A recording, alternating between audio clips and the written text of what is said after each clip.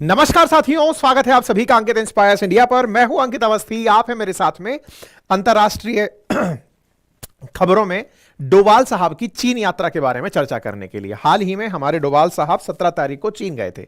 वहां पर जाकर के वहां के विदेश मंत्री से और उपराष्ट्रपति से मुलाकात की, हाई लेवल की बातचीत हुई। अब ये हाई लेवल कितना हाई लेवल था, इतने सारे लोग क्यों दिखाई दे रहे हैं, इस पर थोड़ा सा पहले ही जान लेते हैं ताकि आपको आगे जानने में इंटरेस्ट बना रहे। तो पहली बात तो ये जान लीजिए कि ये जो वार्ता दिख रही है, इस तरह से इंडियन डेलीगेट चाइना के डेलीगेट से जो मिल रहा, डेलीगेशन से जो मिल रहा है, ये 2019 के बाद अब 2024 में हुआ है। पिछली बार जब ये लोग मिले थे तो 2019 में मिले थे 22वीं बार। अब ये 22वीं बार क्यों, वो भी जान लेते हैं। भारत और चीन ने 2003 में एक व्यवस्था शुरू की थी और यह व्यवस्था थी कि हम लोग बॉर्डर इश्यूज को रिजॉल्व करने के लिए हर साल मिलेंगे, आपस में एक दूसरे के बीच में कोई और तीसरा पंच ना बने, आपस में बैठ के बातचीत करते चलेंगे, चीजें रिजॉल्व करते चलेंगे। तो 2019 में 22वीं बार यह मुलाकात इसी क्रम में किए थे। अब 19 के बाद जब 20 आया, जून का इंसिडेंट आया, गलवान वैली इंसिडेंट हुआ, उससे लेकर के 24 तक मामला बिल्कुल हो गया बंद। बीच में कोरोना भी आया और गलवान के चलते भारत में एंटी चाइना सेंटीमेंट बहुत ज्यादा हुआ। अब जाकर के ये लोग वापस मुलाकात किए हैं। मतलब समझिए कि 5 साल से रिश्तों में जमी जो बर्फ है वो पिघली, लेकिन सर्दियों में। 2019 के बाद 2024 में ये मुलाकात 23वीं मुलाकात है। और जब बात बॉर्डर इश्यूज को रिजॉल्व करने की ही है तो निश्चित ही यहां पर कोई बड़ी बात भी हुई होगी। बातें हुई 6 समझौतों के रूप में। उन समझौतों में जो मेजर कंक्लूजन निकल रहा है वो डिसंगेजमेंट से जुड़ा हुआ है ही, लेकिन साथ ही साथ कैलाश मानसरोवर, जो कि एक भारत के लिए, हिंदुओं के लिए बहुत ही तीर्थ स्थान है, बहुत ही पवित्र स्थान है, उसकी यात्रा के लिए भी यहां पर सहमति बनी। ठीक है, तो चलिए अब इस पूरी कहानी को विस्तार से जानने की शुरुआत करते हैं। तो यहां पर आप तस्वीरें देख रहे हैं, डिप्टी जो यहां के प्रेसिडेंट हैं उनसे डोभाल साहब की मुलाकात देख रहे हैं। और यही कारण है कि यहां आप हेडलाइंस बनती देखते हैं कि 6 मुद्दों पर आम सहमति बनी, और वो आम सहमति इस समय के हेडलाइंस हैं। जब भारत और चीन एक दूसरे से दुश्मनी निभा रहे थे, अचानक मित्रता तक पहुंचने में कौन बड़ा रोल प्ले किया? क्या ट्रंप के टैरिफ वॉर की धमकी के चलते, जो बार बार ये धमका रहे हैं कि चाइना, इंडिया, मैक्सिको, कनाडा, इन पर मैं टैरिफ लाद दूंगा, क्या इनके चलते इंडिया चाइना नजदीक आ गए हैं? क्या है असली मामला? असली मामला, जब गलवान वैली इंसिडेंट शुरू हुआ, दोनों देशों की सेनाएं एक दूसरे के आमने सामने आ गई। इन दोनों का हाथ मिलाने वाला था कौन?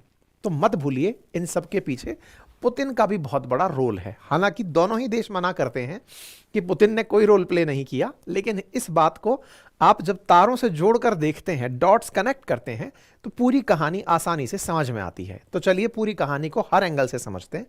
ट्रंप का एंगल भी समझते हैं, कैसे दोनों देश समझ गए, अमेरिका का रोल वो भी समझते हैं, पुतिन का एंगल भी समझते हैं, सारी बातों को समझते हैं।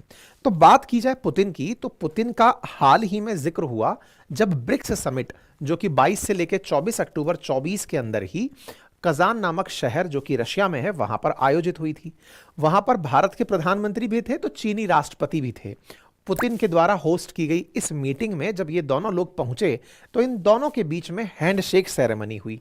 दोनों के बीच इस तरह का हाथ मिलाने के पीछे जिस व्यक्ति का नाम बड़ा निकल कर आया, उसका नाम पुतिन था। ये हमने आपको सूचना दी थी अक्टूबर 23 के दिन कि जब ये लोग जाएंगे तो आपस में एक दूसरे से हैंडशेक होगा।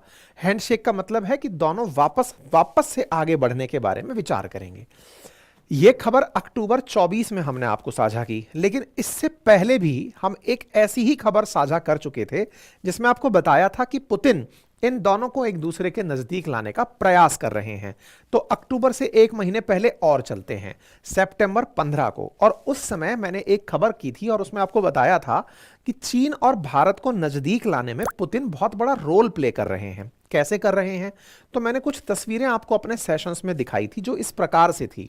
12 सितंबर 2024 को डोभाल साहब से पुतिन साहब मिलते हैं। बातचीत होती है कि हम लोग आगे कैसे बढ़ें, क्योंकि एक चीज तय है कि रूस इस समय ब्रिक्स कंट्रीज को एक यूनिट की तरह से प्रेजेंट करना चाहता है। वो चाहता है कि ये देश आपस में ना झगड़ें, विशेष रूप से एशिया यूरोप से झगड़ता रहे लेकिन एशिया एक रहे।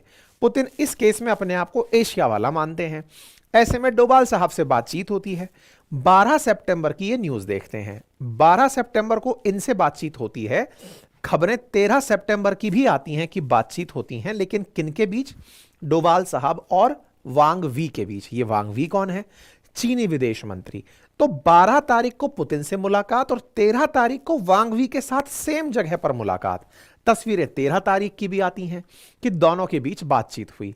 तो एक ही शहर में, यानी कि रूस में, इन दोनों को आपस में मिलवाने का पहला काम पुतिन ने कर दिया। वो जो घटना सितंबर 13 को घटित हुई, उसी के आगे चलते हुए अक्टूबर 23 की पटकथा लिखी गई। अच्छा, बाय द वे, सितंबर में ये लोग क्या करने गए थे? तो ब्रिक्स बैठक से पहले भारत की तरफ से और चाइना की तरफ से डेलीगेशन रशिया गया हुआ था कि हम लोग भविष्य में जब आएंगे यहां पे अपने राष्ट्राध्यक्षों को लेकर, तो कोई दिक्कत ना हो, बातचीत क्या करनी हो वो सब बातें करने। पुतिन ने इन लोगों को आपस में मिलवा दिया। इसके बाद में भारत के प्रधानमंत्री और चीनी राष्ट्रपति की बातचीत तय हुई। तो अक्टूबर 23 इसी साल 24 में आप इनकी मुलाकात होते हुए देख लेते हैं।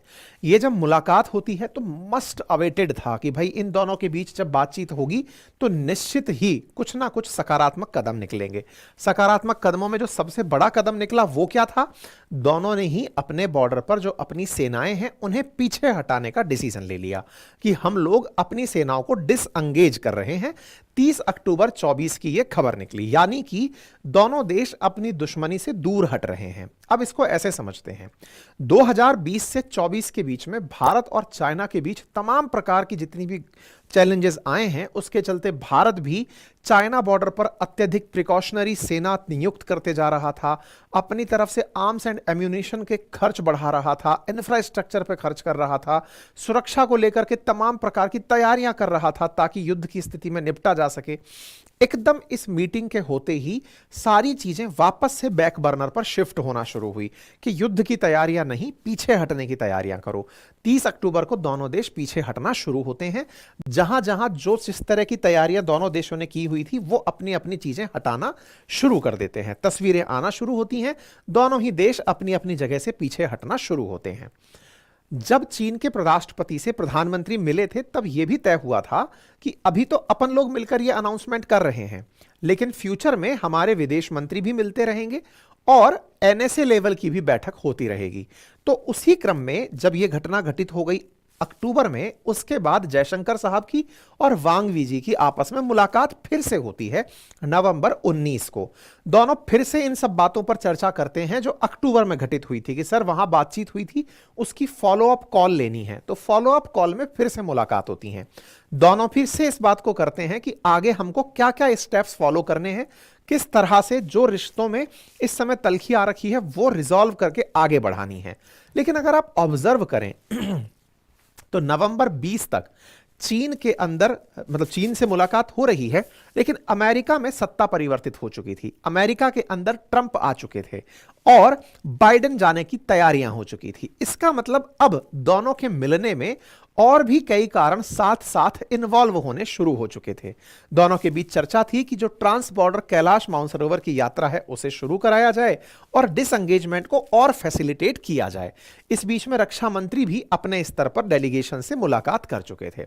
फिर आपकी बात इनसे हुई कि भाई अपन लोगों के बीच में तय हुआ था कि हम लोग इस स्तर पर बातचीत करेंगे, तो चलिए बॉर्डर विषय के ऊपर बातचीत करने के लिए डोभाल साहब आप चाइना जाइए। डोभाल साहब को चाइना भेजा जाता है। चाइना वो 17 तारीख को गए। इसी कारण से आप ये हेडलाइंस देख रहे हैं कि डोभाल साहब चाइना जाते हैं, 6 मुद्दों पर सहमति बनती है और यहां पर डोभाल साहब और वांग वी की मुलाकात होती है। 6 मुद्दे कौन से थे वो भी हम बताएंगे। 17 अक्टूबर को आप गए तो यह विशेष प्रतिनिधियों की 23वीं बैठक थी। विशेष प्रतिनिधियों की 23वीं बैठक गलवान वैली इंसिडेंट से लेकर अब तक थी या पुराने समय से थी? तो मैं आपको याद दिला दूं कि यह 23वीं बैठक जरूर थी, लेकिन इसका इतिहास पुराना है। इतिहास पुराना है। इतिहास क्या पुराना है मैं वो याद दिलाऊं कि 2003 से भारत और चीन अपने स्पेशल रिप्रेजेंटेटिव्स को एक दूसरे के साथ बॉर्डर इशू रिजॉल्व कराने के लिए बिठाते हैं और इसी क्रम में दिसंबर 2019 में 22वीं बार ये साथ बैठे थे। अब 2019 के बाद जो गलवान वैली इंसिडेंट घटित हुआ उसके बाद अब ये 23वीं बार अब बैठे हैं। तो देखिए 22वीं बार जब बैठे थे 2019 में, ये उसकी तस्वीरें हैं। अब ये 23वीं मीटिंग जो हुई है उसके बाद ये निकले हुए 6 पॉइंट हैं, जिनमें बातें क्या क्या हुई। दोनों ने बातें की कि हम लोग आगे चलकर डिसएंगेजमेंट को और कैसे आगे बढ़ाना है, शांति कैसे लानी है, उस पर बात करेंगे। साथ ही साथ में हम ये प्रयास करेंगे कि जो भी बाउंड्री के क्वेश्चंस हैं उन्हें कैसे रिजॉल्व किया जाए। साथ में हम ये भी तय करेंगे कि लेटेस्ट डिसएंगेजमेंट जो अभी हुआ था वो कितना और प्रोग्रेसिवली आगे तेजी से बढ़ाया जाए। ये भी तय करेंगे कि आने वाली स्थितियों में border issues normal bilateral ties में कन्वर्ट हों। साथ में मानसरोवर यात्रा और बॉर्डर ट्रेड को बढ़ावा दिया जाए तथा रिप्रेजेंटेटिव्स आपस में एक दूसरे के साथ आने वाले समय में और रिश्तों को बढ़ाने पर प्रयास करेंगे। इस तरह की कुल 6 बातें गठित हुई और इस तरह की बैठकों के बाद यह निर्णय लिया गया। जो भारतीय एम्बेसी है उसने भी इसकी जानकारी 19 दिसंबर यानी कि आज अपने ट्विटर हैंडल पर डालकर कुछ इस तरह से दी। इंडिया एंड चाइना ने बकायदा इस बात को लिखा कि दोनों तरफ के स्पेशल रिप्रेजेंटेटिव्स दोनों के रिश्तों को बढ़ाने के लिए तैयार हो गए हैं। शी जिनपिंग यहां इनसे मुलाकात नहीं किए, उसके पीछे का कारण बताया गया कि शी जिनपिंग चाइना थे ही नहीं, वो मकाऊ गए हुए हैं, इसलिए मुलाकात नहीं हो पाई। खैर फिलहाल के लिए ये हेडलाइंस बहुत बड़ी हेडलाइंस हैं। साथ में वाइस प्रेसिडेंट ऑफ चाइना के साथ भी डोभाल साहब की मुलाकात हुई। 6 पॉइंट के मुद्दे वहां पर भी चर्चा में निकाले गए और छापे गए कि हां भाई 6 मुद्दों पर लोगों के बीच में बातचीत हो गई है और हम इन मुद्दों को लेकर के तय हो गए हैं। ठीक है साहब, मुद्दों पर सहमति हो गई। वोंग वी ने भी अपनी तरफ से कहा, चाइना की तरफ से भी बयान आया। चाइना ने कहा कि हम इंडिया के साथ काम करने को तैयार हैं और हम लोगों के बीच में सहमति बनी है कि हम एक दूसरे के इंटरेस्ट का खासा ख्याल रखेंगे और एक दूसरे की म्यूचुअल ट्रस्ट को बढ़ावा देंगे, डायलॉग्स को बढ़ावा देंगे, बातचीत को बढ़ावा देंगे, सारी चीजों को लेकर हम आगे बढ़ेंगे। इसका मतलब दोनों के बीच अब दोस्ती की खबर बड़ी खबर बन चुकी है। लेकिन जिस दौर में दोस्ती की खबर बढ़ रही है उस दोस्ती के लिए ट्रंप को कितना जिम्मेदार ठहराया जा सकता है। तो देखिए आज के समय पर यह रिश्ता बढ़ रहा है, लेकिन इसकी शुरुआत असल में सितंबर से हो चुकी है। जिस समय ट्रंप आएंगे यह कंफर्म नहीं था। ट्रंप आ गए हैं और उन्होंने आने के बाद यह धमकाना शुरू किया कि मैं मैक्सिको, कनाडा, चाइना इन सब पर टैरिफ लगाऊंगा, साथ साथ मैं इंडिया पर भी लगाऊंगा। तो ब्रिक्स देशों को धमकाने की खबर बताई थी, ट्रूडो को धमकाने की खबर बताई थी। ट्रूडो के तो हालात ऐसे हो गए कि इनका डेप्यूटी प्रधानमंत्री छुट्टी पर जा चुका है, मतलब इस्तीफा दे दिया है। तो ऐसे में अब बड़ा सवाल यह है कि अगर अमेरिका हम लोगों को भड़काता था लड़ाने के लिए, तो हम लोगों का हाथ मिलाना क्या अमेरिका को चुनौती देना होगा? तो इसको थोड़ा सा बेसिक से शुरू करके समझते हैं। देखिए जब गलवान वैली घटित हुई यानी इंसिडेंट घटित हुआ तो भारत में बड़ा एंटी चाइना सेंटीमेंट बन गया। चाइना के प्रोडक्ट्स का बायकॉट करना, चाइनीज इन्वेस्टमेंट को यहां से निकालना, एफडीआईज जो आई हुई थी उनकी खिलाफत करना, चाइना का कुछ भी मिले उसकी विरोध करने में हम शुरू हो गए थे।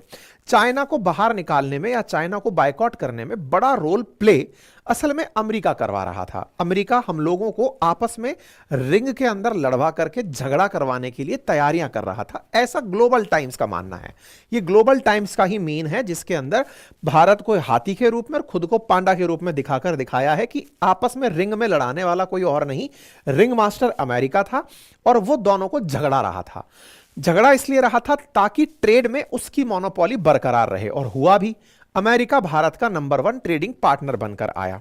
अब जब अमेरिका वापस ट्रंप के दौर में जा रहा है और ट्रंप के दौर में जाकर के भारत और चाइना पर दोनों पर टैरिफ बैरियर लगाएगा, अगर ये दोनों देश एक हो जाते हैं तो क्या वाकई में अमेरिका ऐसा कर पाएगा? यह सवाल अब बड़े सवालों के रूप में देखा जा रहा है, क्योंकि अमेरिका चाइना की जगह भारत को अल्टरनेटिव के रूप में अगर देखता है तो भी एक अच्छी बात होती। लेकिन ट्रंप माननीय तो भारत को भी बराबर टैरिफ के लिए धमका रहे हैं। इसका मतलब अगर दोनों ही देश अपनी पैरवी एक साथ करने लगें कि साहब जो इनसे टैरिफ लोगे वो हमसे लोगे, और एक साथ खड़े हो जाएं, तो अमेरिका के लिए सप्लाई चेन का एक बड़ा संकट पैदा हो सकता है। देखना होगा कि इस करने में, इस पूरी गणित के करने में पुतिन और क्या रोल प्ले करते हैं। खैर फिलहाल के लिए दोनों के बीच हैंडशेक हो ही चुका है। ट्रंप इस पर क्या रिएक्शन देंगे आने वाला समय बताएगा। लेकिन हां, भारत ने इस पूरे कालखंड में 2024 तक, 20 से लेकर अब तक एक जिस चीज पर बड़ी विजय प्राप्त की वो है चाइना की सलामी स्लाइसिंग रोकना। अब ये सलामी स्लाइसिंग क्या है? असल में चाइना की एक बहुत बड़ी दिक्कत है, और वो क्या है, उसके लगभग 6 देश पड़ोसी हैं।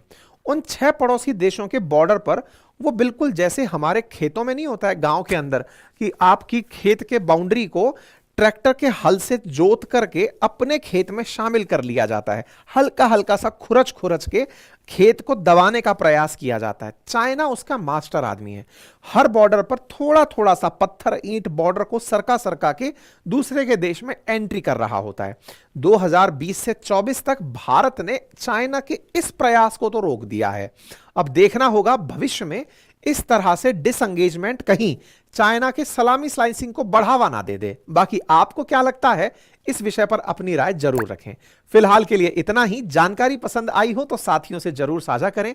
चैनल पर नए हैं तो सब्सक्राइब कर लें, वीडियो को लाइक करना बिल्कुल ना भूलें। और हां, यदि आप स्टॉक्स में इंटरेस्ट रखते हैं, शेयर मार्केट में इंटरेस्ट रखते हैं, रुचि रखते हैं और उसके नियमों को सीखना चाहते हैं फाउंडेशन लेवल से कि अल्टीमेटली स्टॉक्स चलते कैसे हैं, शेयर ट्रेड होते कैसे हैं, आईपीओज आते कैसे हैं, किस तरह से ट्रेड लिया जाता है, कैसे ट्रेड किया जाता है, क्या टेक्निकल पैटर्न्स होते हैं, ये सब सीखना चाहते हैं तो हमारे एप्लीकेशन बातें बाजार की पर जाइए, जिसका लिंक कमेंट बॉक्स में दिया हुआ है, जहां हमारा कोर्स मात्र 999 में उपलब्ध है।